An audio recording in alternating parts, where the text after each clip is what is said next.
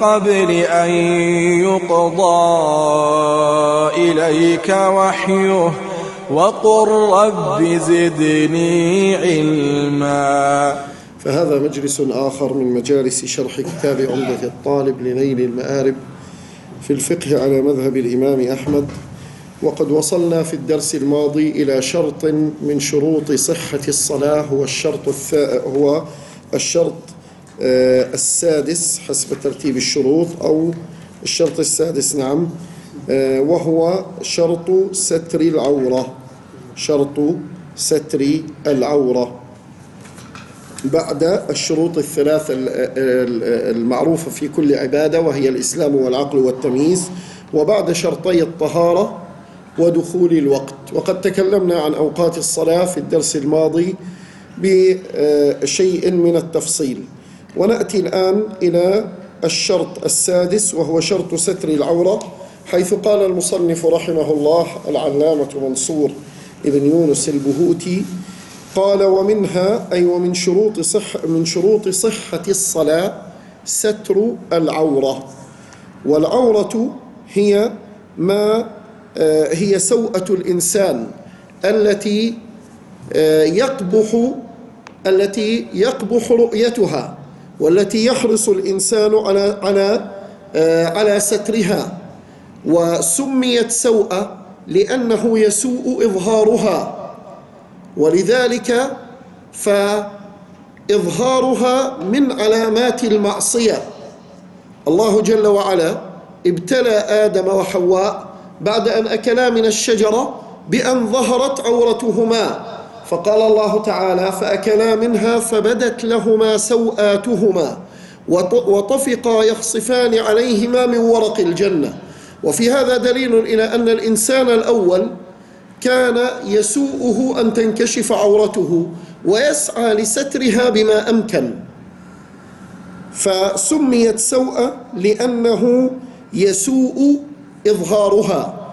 وستر العورة، الستر من مصدر ستره يستره، مصدر ستره أي غطاه، فتغطية سوءة الإنسان شرط من شروط صحة الصلاة.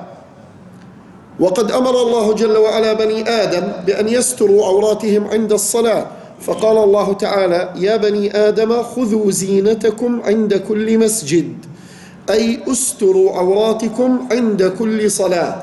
هذا الأشهر في معنى الآية عند المفسرين. وقال الحافظ ابن عبد البر في الاستذكار وفي التمهيد: أجمعوا على فساد صلاة من ترك ثوبه وهو قادر على الاستتار به وصلى عريانا. فنقل الحافظ ابن عبد البر، وعنه نقل صاحب الإقناع في مسائل الإجماع ابن القطان الفاسي وغيرهم من أهل العلم، نقل الإجماع على فساد صلاة من صلى عريانا.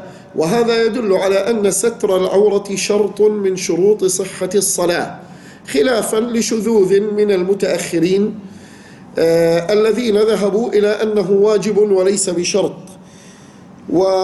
والإجماع الذي نقله ابن عبد البر توارد أئمة المذاهب الأربعة على حكايته ونقله عنه، فمن خالف فهو مسبوق بالإجماع، وبالتالي فستر العورة شرط من شروط صحة الصلاة بإجماع العلماء. قال: ومنها ستر العورة. وكما قلت فكشف العورة من علامات المعصية، ولذلك في زماننا هذا لما كثرت المعاصي ووقع الناس في أكل المال الحرام ووقعوا في الربا وانتشرت بينهم الألفاظ الكفرية والأفعال الشركية، ابتلاهم الله بكشف العورات. فليعلم أن كل بيت تخرج النساء منه متبرجات، سواء كانت بنتا أو أختا أو زوجة، فليعلم أن هذا البيت متلبس بالمعاصي، وهذا الكشف للعورات نتيجة للمعاصي التي تلبس بها رب البيت أو بعض أفراد هذا البيت، فابتلوا بكشف عوراتهم. ولذلك فالتبرج ليس فقط معصية، بل هو معصية. تبرج النساء الذي نراه اليوم ليس هو فقط معصية بحد ذاته، بل هو معصية ودليل على وجود معاصٍ أخرى مخفية بجانبه عند صاحبتها أو عند وليها، والله المستعان. قال المصنف رحمه الله: ومنها ستر العورة فيجب بما لا يصف البشرة. ونقيد عبارته بالعبارات التي ذكرها هو رحمه الله في كشاف القناع أو في شرحه على المنتهى الإمام منصور البهوتي، والذي يسمى عند العلماء المتأخرين بشارح المذهب لأنه شرح أهم كتب المذهب، حيث قال هناك: فيجب تغطيتها بما لا يصف لون البشرة.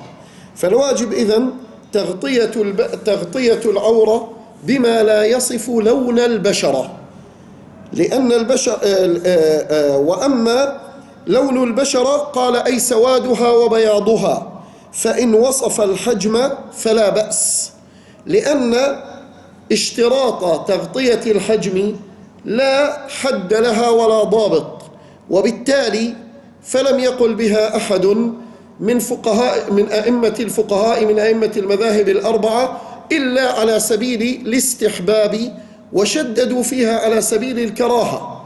لكن الاشتراط لصحة الصلاة، أو الذي يشترط لصحة الصلاة سواء في حق الرجل أو المرأة، هو ستر لون البشرة بما يخفي سوادها وبياضها، وهذا المعتمد في المذاهب الأربعة. وذكر بعض أهل العلم أنه يستحب ستر حجمها أيضا، لحديث ورد عند الحاكم وغيره أن النبي صلى الله عليه وسلم أهدى رجلا بردة أو قطيفة، فقال له: ما فعلت بها؟ قال: ألبستها زوجتي. قال: فإني أخشى أن تصف حجم عظامها. فمن هنا استحب كثير من العلماء، وأقول استحبوا، في لباس المرأة أن يكون واسعا وفضفاضا قدر المستطاع، بحيث لا يفصل جسمها تفصيلا دقيقا بما يبدي المفاتن. وأن تفصل المرأة جسمها تفصيلا دقيقا بما يبدي المفاتن باللباس الضيق، هذا الأمر محرم، ليس من باب كشف العورة، بل من باب إثارة الفتنة، لأن المرأة يحرم عليها أن تلبس لباسا يثير الفتنة أو يستجلب نظر الرجال إليها أو إلى مفاتنها، وبالتالي يؤدي إلى انتشار الفاحشة في المجتمع. فلباس النساء للباس الضيق محرم من 3 أوجه: لأن فيه تشبها بالرجال، ولأن فيه تشبها بالكافرات، وأهم من ذلك لأن فيه إثارة فتنة. أما مسألة كشف العورة وسترها بما هو شرط لصحة الصلاة فهذا أمر آخر. الواجب تغطية البشرة بما لا يصف لونها، أي سوادها وبياضها ونحو ذلك. طبعا هذا الحديث الذي ذكرته آنفا، وهو قول النبي صلى الله عليه وسلم للرجل: إني أخاف أن تصف حجم عظامها، ضعفه كثير من أهل العلم، وقال فيه الحافظ الذهبي: حديث منكر. لكن من باب الاستئناس بالأحاديث الضعيفة بعض العلماء يحسنونه، ومن باب الاستئناس بالأحاديث الضعيفة ذكره الفقهاء واستحبوا للمرأة أن يكون لباسها فضفاضا قدر المستطاع. الآن بعد أن بين ما الواجب في ستر العورة وكيف تستر العورة بأن تستر البشرة بما لا يصف ما تحتها وتغطى بما لا يصف ما تحتها، شرع المصنف رحمه الله يفصل في العورات وفي أحكامها، فقال: وعورة رجل وأمة، جعل عورة الرجل كعورة الأمة. المرأة إما أن تكون حرة وإما أن تكون أمة، والأمة لها أحكام في الشرع قد نستغرب منها لأننا لم نعايش ذاك المجتمع الذي فيه الإماء.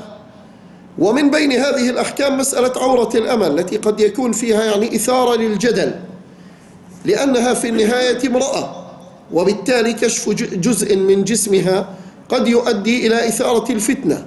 لكن الشرع له في ذلك مقاصد وحكم، منها أولا إظهار أن هذه الأمة أقل من الحرة، وبالتالي لا تنطبق عليها أحكام الحرة.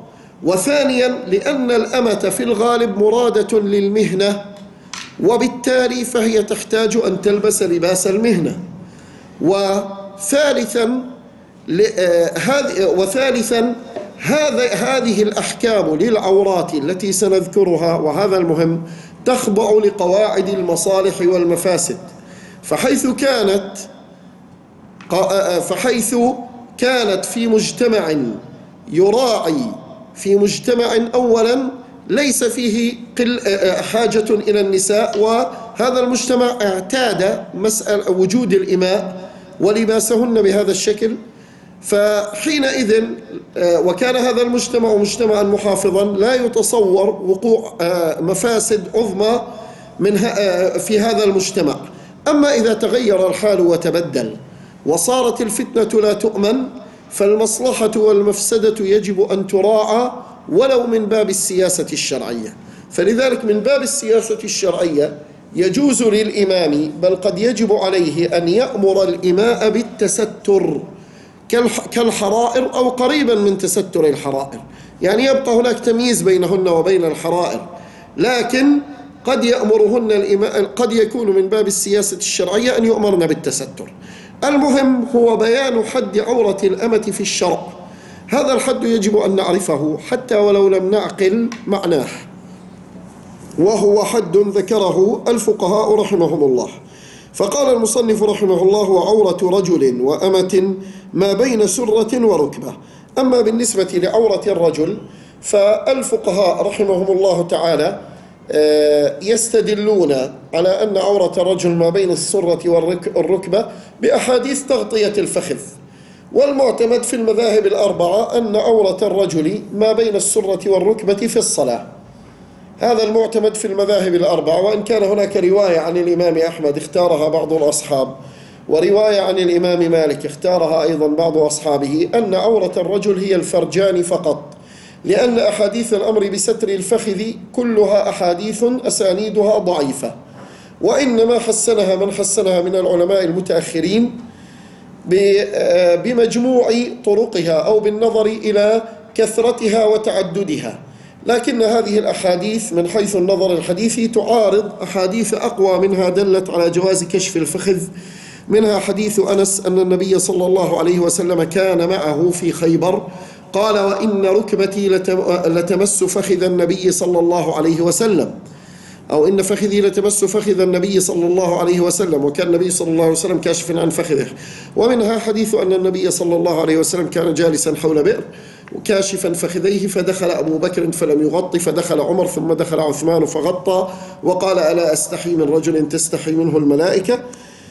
وهذه الأحاديث لا شك أقوى إسنادا وأشهر طرقا من الأحاديث التي فيها الأمر بتغطية الفخذ، لكن الفقهاء من باب الاحتياط قرروا أنه في الصلاة على الأقل يجب على الرجل أن يستر ما بين سرته وركبته، والسرة والركبة ليسا من العورة عندهم، بل ما بينهما هو العورة التي تستر، فيجب عليه أن يسترها، فإن لم يسترها مع القدرة بطلت صلاته. كذلك الأمة أيضا، والأمة تشمل كل امرأة غير حرة، سواء كانت أم ولد أو معتق بعضها أو كانت مدبرة أو نحو ذلك. أم الولد هي التي ولدت لسيدها، العبد المدبر أو الأمة المدبرة هو الذي يعتق بموت سيده، المعتق بعضه هو الذي يكون فيه ملك الاثنين فيعتق أحدهما نصيبه. فالأمة عورتها كالرجل ما بين السرة والركبة. قال الفقهاء، قال في كشاف القناع أيضا: وكذا الحرة المراهقة المميزة. كذلك البنت المميزة عورتها ما بين السرة والركبة، البنت المميزة يعني التي لم تبلغ بعد أو لم تحض بعد، هذه عورتها كعورة الأمة من باب التساهل. لكن قال: ويستحب استتارها كالحرة البالغة احتياطا، ويستحب استتارها كالحرة البالغة احتياطا. وأيضا يلحق بالأمة والرجل يلحق بهما الخنث المشكل، فالخنث المشكل أيضا عورته ما بين السرة والركبة، وهو الذي لم يتبين أهو رجل أم امرأة. ودليل أن عورة الأمة ما بين السرة والركبة حديث في السنن أن النبي صلى الله عليه وسلم قال: إذا زوج أحدكم عبده أمته فلا ينظر إلى ما بين السرة والركبة فإن ما بين السرة والركبة عورة، وهو حديث حسن. قال: والحرة البالغة، عورة المرأة الحرة البالغة على المذهب. قال: والحرة البالغة كلها عورة في الصلاة إلا وجهها. فالحرة البالغة، المرأة الحرة البالغة كلها عورة في الصلاة إلا وجهها، فقط تكشف وجهها. وعلى هذا الترجيح فيجب على الحرة البالغة على المذهب أن تصلي مغطية الكفين. لكن قال جمع من الفقهاء منهم فقيها المذهب ابن قدامة والمجد بن تيمية: عورتها كل بدنها ما عدا وجهها وكفيها. وهذه الرواية أوفق مع الأدلة، والقول بها أقوى، وهو أن المرأة يجوز لها كلها عورة في الصلاة إلا وجهها وكفيها. لكن على المعتمد عند المتأخرين في المذهب لا بد أن تستر حتى قدميها وكفيها في الصلاة، لا تكشف إلا وجهها. ثم قال: وسنة، طبعا الدليل على أن عورة المرأة كل جسمها ما عدا وجهها قول النبي صلى الله عليه وسلم: لا يقبل الله صلاة حائض، أي امرأة بلغ حائض، إلا بخمار. وسئل: هل تصلي المرأة في الدرع؟ قال: نعم، إذا كان سابغا يغطي ظهور قدميها، وهو حديث مختلف في صحته من حديث أم سلمة، لكن استدل به كثير من العلماء أيضا على وجوب تغطية ظاهر القدمين على الأقل، وعلى أن المرأة تصلي في درع. ثم قال المصنف رحمه الله: إذن عورة الرجل والأمة ما بين السرة والركبة، وكذلك عورة كل ما هو ملحق بالرجل والأمة. أما الحرة البالغة فعورتها كل جسمها ما عدا وجهها في الصلاة. ثم قال رحمه الله: وسن صلاة رجل في ثوبين، يعني ثوبين ساترين. وقال في كشاف القناع: والإمام أبلغ لأنه يقتدى به مع ستر رأسه بعمامة ونحوها. يعني يسن أن يصلي الرجل في ثوبين، ليس في ثوب واحد، ولو صلى في ثوب فوق السروال فهذا أيضا في حكم الصلاة في ثوبين. وأيضا الإمام أبلغ في هذه السنة لأنه يقتدى به، ويستحب له أيضا أن يصلي بعمامة ونحوها فيستر رأسه به. قال: ويجزئه في نفل ستر عورته، إذا ستر عورته في النفل أي الرجل فهذا مجزئ وصلاته صحيحة. يعني إيش عورته؟ ما بين السرة والركبة على المذهب، فإذا سترها فصلاته صحيحة. قال: وفي فرض سترها مع أحد عاتقيه. وها هنا انفراد لمذهب الإمام أحمد، فمذهب الإمام أحمد يشترط في الفرض بالإضافة لستر العورة ستر أحد العاتقين، العاتق اليمين أو اليسار. فإن صلى الرجل مكشوف العاتقين فعلى هذه الرواية المعتمدة عند المتأخرين صلاته باطلة، بل لا بد أن يستر في فرضه أحد عاتقيه سترا كاملا في صلاة الفرض، لأن النبي صلى الله عليه وسلم نهى عن صلاة الرجل مكشوف العاتقين. وجاء عن الإمام أحمد 3 روايات أن كشفهما مكروه وأنه محرم، ورواية بالتوقف، فاعتمد المتأخرون الرواية أن كشفهما محرم، وذهبوا إلى أن كشف أحد العاتقين يبطل صلاة الفرض. فخروجا من خلاف العلماء لا ينبغي لأحد أن يصلي مكشوف العاتقين. ثم قال: وصلاتها في قميص وخمار وملحفة. صلاة المرأة في قميص أي درع ساتر يغطي البدن، أو جلباب وما في معناه من الجلباب أو العباءة، وخمار وهو ما يغطي الرأس، وملحفة وهو ما يغطي أيضا فوق القميص أو الجلباب. يسن للمرأة أن تصلي في قميص لو كان لباسا رقيقا وفوقه جلباب، يعني ثوبين وخمار. قال ويجزئ ستر عورتها، فإذا سترت عورتها على النحو الذي وصفناه بأن سترت كل جسمها إلا وجهها أجزأها وصحت صلاتها لو سترتها بأي شيء ساتر. ثم قال رحمه الله وإن انكشف بعض عورة وفحش وطال وفحش وطال، طبعا نهاية الكلام أعاد.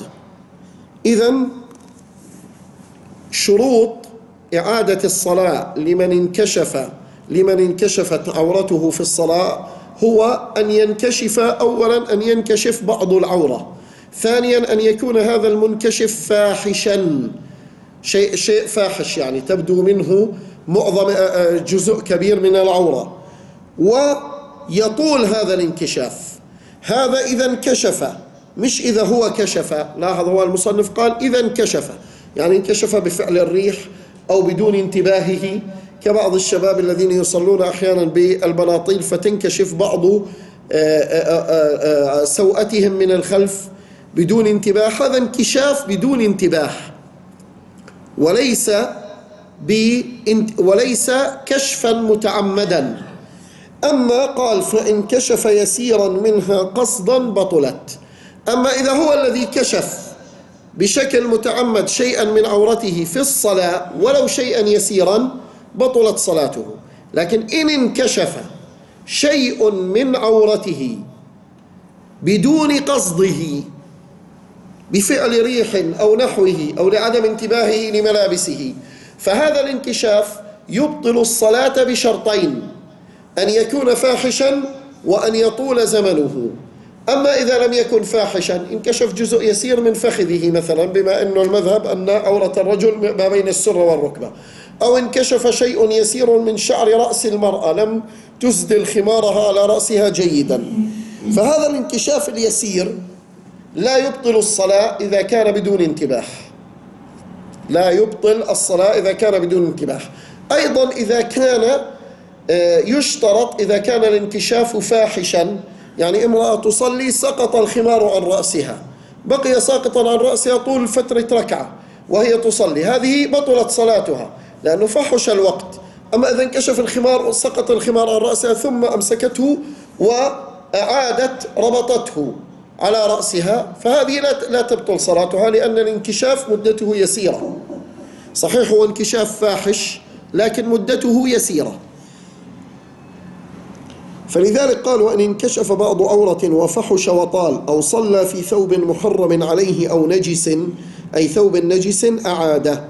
الآن أيضا إذا صلى في ثوب محرم عليه لبسه أو ثوب نجس، فعلى المذهب يعيد تغليبا لقاعدة النهي يقتضي الفساد في العبادات، وهذه القاعدة فيها تفصيل، وهناك رسالة بين الحافظ العلائي وشيخ الإسلام ابن تيمية في هل النهي يقتضي الفساد. هناك رسالة مستقلة مطبوعة في هذا الأمر، في هذا المبحث، وهي بعنوان بين العلائي وابن تيمية في هل النهي يقتضي الفساد. وذهب أكثر فقهاء المذهب في كتبهم الأصولية إلى ترجيح أن النهي يقتضي الفساد، لكنهم في الشروح، في غالب شروح الكتب الأصولية، ذكروا التفصيل وذكروا الفرق بين أن يكون النهي متوجها إلى شرط من شروط العبادة أو ركن من أركانها، وبين أن يكون متوجها إلى مستحب من مستحباتها أو نحو ذلك، ففرقوا بينهما. لكن هنا فقهاء المذهب الحنابلة فهموا أن لبس الثوب المحرم كثوب الحرير أو الثوب المغصوب أو الثوب النجس يتعارض مع شرط ستر العورة، فلذلك قالوا إذا كان هذا هو الساتر للعورة، الثوب الساتر للعورة هو هذا الثوب المحرم لبسه، فهو باعتبار لم يستر عورته ويجب عليه إعادة الصلاة. فلذلك المذهب إذا صلى في ثوب حرير أو مغصوب أو ثوب نجس يعيد الصلاة. قال ويصلي في حرير لعدم.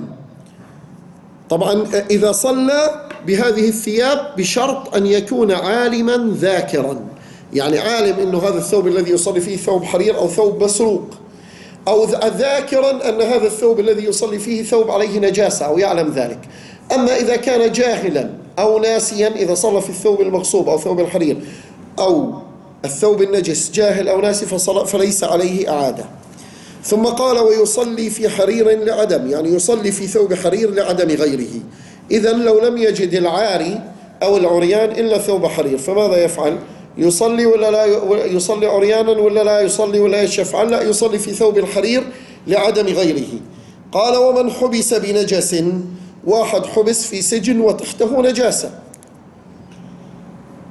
وقال ومن حبس بنجس، هذه الجملة مضافة لقوله ومن صلى في ثوب ويصلي في حرير لعدم. قال ويصلي في حرير لعدم ومن حبس بنجس لا ولا يعيد، يعني صحت صلاته ولا يعيد. فلو أن رجلا حبس في مكان نجس ما عنده مجال يصلي إلا في هذا المكان النجس، هذا صحت صلاته ويعيد. وهذه فتاوى لمن ابتلوا بالسجون والعياذ بالله. قال ومن وجد كفاية عورته سترها، من وجد لباسا يكفي لستر عورته سترها، وإلا فالفرجين. وهذه أيضا مسائل واقعة بالذات في المسلمين الذين يسجنون ويعذبون، أو في أماكن في بعض الأماكن قد يجردون من ثيابهم، فهؤلاء ماذا يفعلون؟ ما حكم صلاتهم؟ أو إذا كان في الثياب قلة كما كان الحجاج قديما تسرق ثيابهم فلا يبقى له حتى ثوب يلبسه. لذلك قال المصنف ومن وجد كفاية عورته سترها، لو أن رجلا وجد كفاية ما يكفي لستر العورة إيش يفعل؟ يسترها. فإن لم يجد الكفاية يبدأ بستر الأولى فالأولى، فيستر ما يقبح رؤيته وهما الفرجان، فيقول إلا فالفرجين.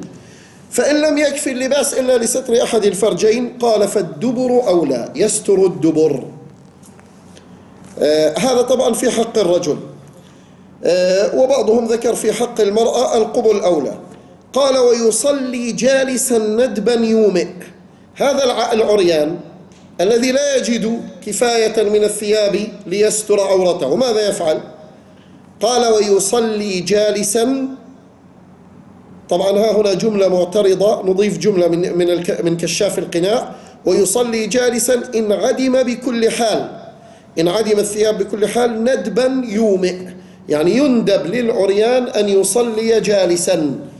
لماذا؟ حتى لا تظهر عورته. ويومئ بماذا يومئ؟ بإيش يومئ؟ يعني في أي أركان؟ في الركوع والسجود يومئ إيماء. كيف الإيماء يكون؟ هكذا الركوع وهكذا السجود. الركوع أخفض من السجود فقط بتحريك الرأس، وهكذا يصلي المريض. قال ومن أعير سترة قبلها، أي لزمه، لو أن رجلا عريانا أعير سترة، أعاره رجل ما يستر به عورته، قبلها أي لزمه قبولها، كعارية لا هبة. أما إذا كانت هبة فلا يلزمه قبولها على المذهب لأنه يلحقه بها منة. ثم قال في أحكام صلاة العراة، وهذه مسألة ذكرها الفقهاء. لماذا؟ لأن ديننا لأن فقهاءنا رحمهم الله لهم عقول، كما قال بعضهم لهم عقول لا حد لها، أو لهم عقول لا مثيل لها. عقول الفقهاء لا مثيل لها، لذلك افترضت كل المسائل وأوردت كل الصور وأوردت لها أحكام. قال وتصلي العراة جماعة وإمامهم وسطا وجوبا وكل نوع وحده. لنفترض أن هناك جماعة عراة جردوا من الثياب وهم عراة، كيف يصلون؟ يصلون جماعة ويقف إمامهم وسطهم حتى لا يكونوا خلفه ينظرون إلى عورته. قال وكل نوع وحده، يعني الرجال العراة يصلون لوحدهم والنساء العراة لوحدهن. ثم قال ويصلي عار قاعدا بالإيماء ندبا، يصلي العاري قاعدا بالإيماء ندبا، أي واحد عاري فاقد للثياب يصلي قاعدا بالإيماء ندبا. وإن وجد سترة قريبة. الآن إيش حكم إيجاد زي ما تكلمنا عن حكم المتيمم الذي يجد الماء في الصلاة؟ العاري إذا وجد اللباس أثناء الصلاة إيش حكمه؟ قال وإن وجد سترة قريبة، طبعا قريبة منه عرفا، يعني قريبة في متناول يده. في الصلاة ستر وبنى وإلا ابتدأ. إيش يعني ستر وبنى وإلا ابتدأ؟ يلبسها ياخذها، والا اذا يعني اذا ما قدر يلبسها يكمل صلاته يريد يلبسها، يعني يقطع الصلاه ويلبسها وبعدين يعيد الصلاه من جديد. نعم، البناء يعني إكمال الصلاة. فإذا استطاع يتناولها إذا كانت قريبة يتناولها ويلبسها ويكمل صلاته. إذا كانت بعيدة لكن يستطيع أن يذهب ويأتي بها يقطع صلاته، يذهب يأتي بالسترة يلبسها ثم يعيد صلاته، يبتدئ صلاته من جديد. الآن ها هنا المصنف رحمه الله اختصر أحكام العراة في الصلاة. طيب، حالة العاري هذا الذي وجد لباسا، الذي وجد سترة في الصلاة، هذه الحالة تنطبق على واحد أو على أحد الذين ذكرنا عورتهم قبل قليل أو تفصيل عورتهم. من يقول لي الرجل ولا الأمة ولا الحرة البالغة الذين يمكن يعني من باب قدح الذهن أن تنطبق حالة وجدان الثياب عليهم أو تغير حكم عورتهم في الصلاة؟ الرجل البالغ أم المرأة البالغة أم البنت الحرة المميزة أم الحرة البالغة؟ وبالتالي نقيسه على حالة العاري الذي وجد ثيابا في الصلاة. الأمة إذا عتقت، نعم، إذا عتقت المرأة الأمة أثناء الصلاة شو صارت عورتها؟ عورتها أصبحت كامل جسمها إلا وجهها على المذهب، وعورتها وهي أمة على المذهب ما بين السرة والركبة. طب إذا عتقت الأمة في الصلاة، أمة تصلي وقال سيدها هي حرة لوجه الله، أو أمة مدبرة سيدها قال إن مت فهي حرة، مات سيدها وهي تصلي، الآن تغير حكم عورتها، أصبحت عورتها إيش؟ كل بدنها ما عدا وجهها. فهذه إيش تفعل؟ هذه حكمها حكم العاري الذي وجد سترة. إن كانت السترة منها قريبة، العباءة والخمار قريب تلبسهما، ليس قريبين تقطع الصلاة وتلبس العباءة والخمار وتعيد الصلاة. قال المصنف رحمه الله: ويكره في صلاة سدل واشتمال الصماء وتغطية وجه وتلثم على فم وأنف ولف كم وشد وسط كزنار. الآن هذه مجموعة من الألبسة المكروهة في الصلاة. أول هذه الألبسة السدل في الصلاة، وهو ما ورد النهي عنه في حديث أبي هريرة في سنن أبي داود أن النبي صلى الله عليه وسلم نهى عن السدل في الصلاة. الآن هذا السدل اختلف فيه الفقهاء رحمهم الله تعالى، فالذي ذكره ابن الأثير في النهاية أن يلتحف الرجل بثوبه.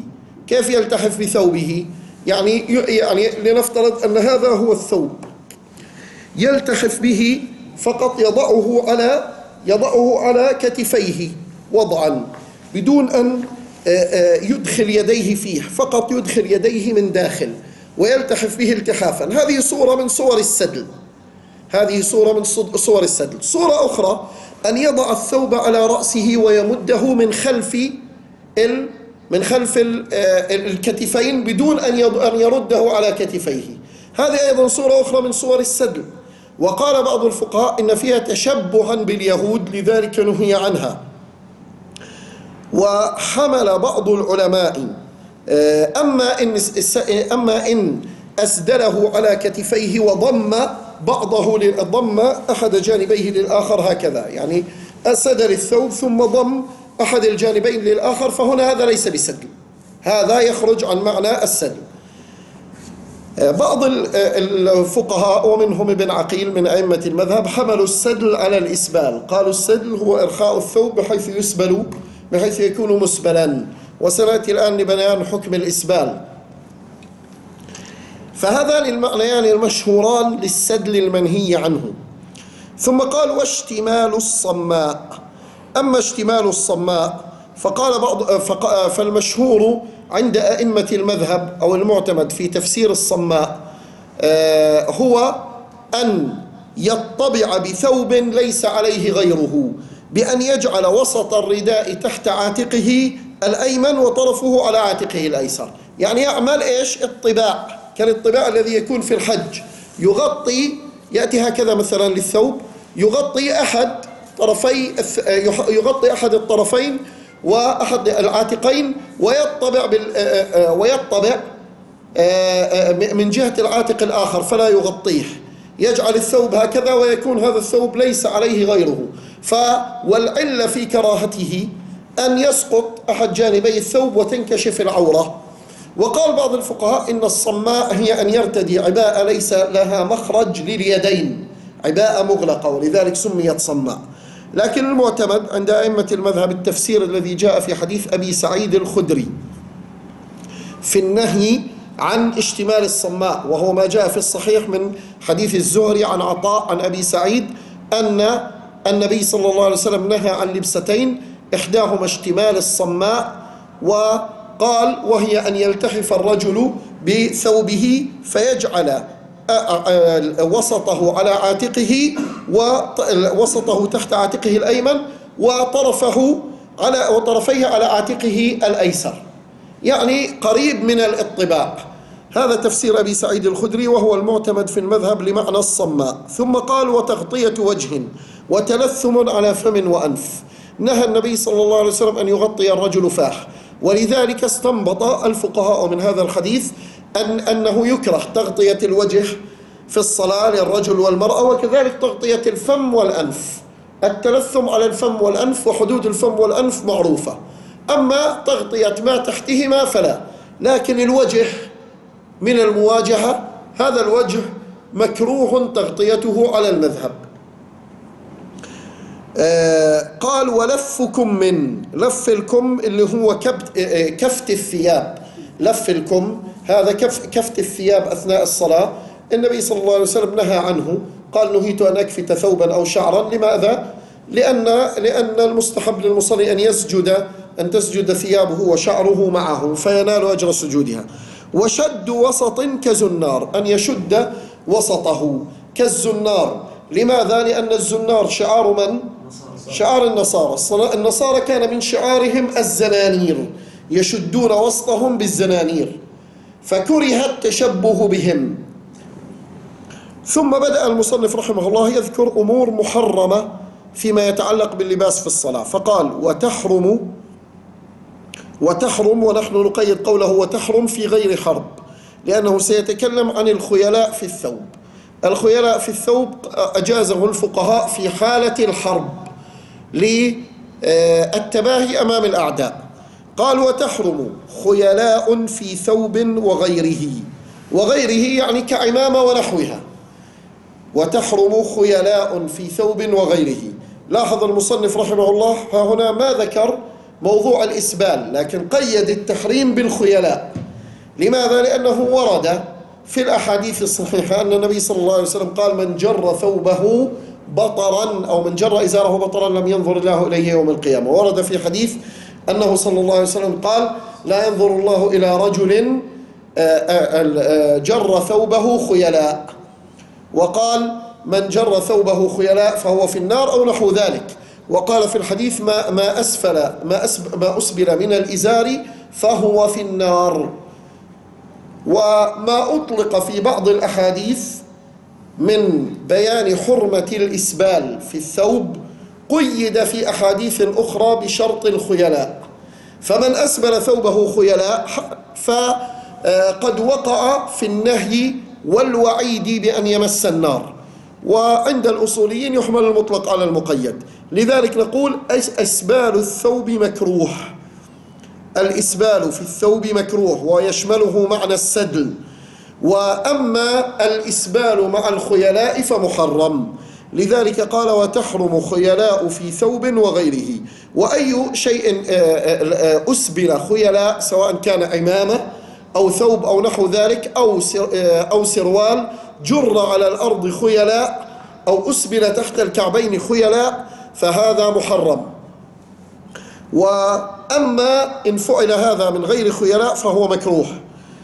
قال وتحرم خيلاء في ثوب وغيره. وتصوير، يحرم التصوير أيضا، لأن النبي صلى الله عليه وسلم قال أشد الناس عذابا يوم القيامة المصورون يقال لهم أحيوا ما خلقتم، يقال لهم أحيوا ما خلقتم.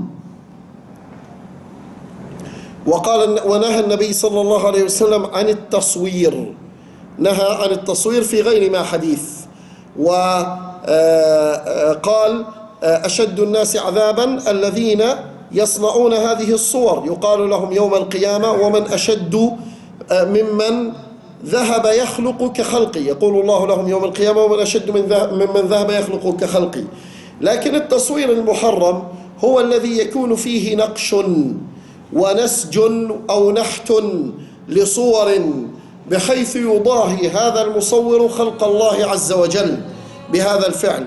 أما مجرد عكس الصور الفوتوغرافية بأجهزة الخلوي أو الكاميرات فهذا عند عامة الفقهاء يختلف عن التصوير المحرم، بل هو مجرد عكس للصور المتحركة غير الثابتة، وليس بتصوير وليس بالتصوير الذي ورد النهي عنه في الأحاديث.